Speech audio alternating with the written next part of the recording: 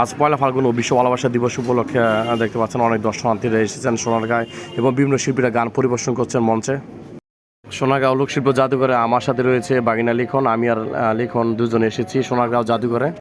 মেলায় বসে রইলাম স্টলের ভিতরে এবং প্যান্ডেলের ভিতরে দেখতে পাচ্ছেন আসলে অনেক দর্শনার্থীরা অনেক বেশি হয়েছে এবং বিভিন্ন শিল্পীরা গান পরিবেশন করছেন।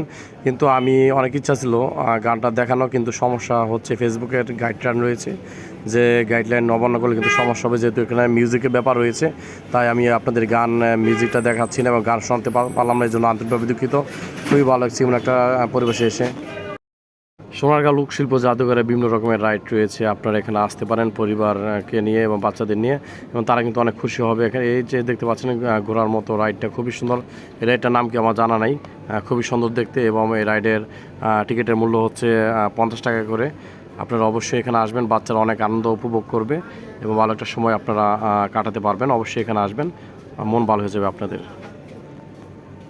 মেলার চারপাশে দৃশ্যটা দেখাচ্ছে আপনাদের, আসলে দেখতে পাচ্ছেন অনেক অনেক পর্যটক এবং দর্শনার্থীরা এসেছেন। খুবই সুন্দর একটা পরিবেশ এবং সন্ধ্যার মধ্যে দৃশ্যটা আসলে অনেক সুন্দর, অনেক ভালো লাগে।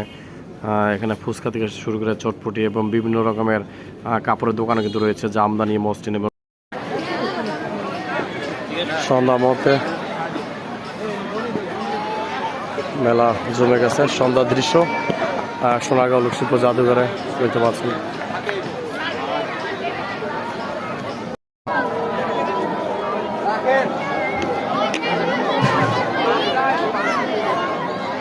চিংড়ি খাইবা? চিংড়ি লিখন, চিংড়ি খাবে?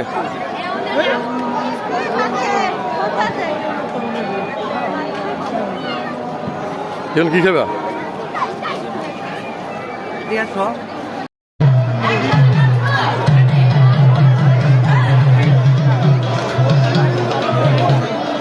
এখানে যত দোকান দেখতে পাবেন সবগুলো কিন্তু লোকশিল্প জাদুঘরের যে মুসলিম এবং জামদানি কাপড় রয়েছে কিন্তু এখানে। এবং এখানে যদি আরও কিছু দেখাই, এবং বিভিন্ন প্রদর্শনী, তারুণ্যের উৎসব 2025 বিশেষ প্রদর্শনী। এখানে কিন্তু বিভিন্ন রকমের ডিজাইন, চিত্র অঙ্কন চিত্র রয়েছে এবং দেখতে পাচ্ছেন এখানে কিন্তু বিভিন্ন রকমের জামদানি থেকে শুরু করে বিভিন্ন রকমের কিন্তু এখানে পোশাক রয়েছে এবং এখানে আরও পোশাক শিল্প। এবং এখানে কিন্তু সবাই কিন্তু এসেছেন এবং দেখতে পাচ্ছেন বিভিন্ন কাপড় বিক্রি করছেন আপুরা।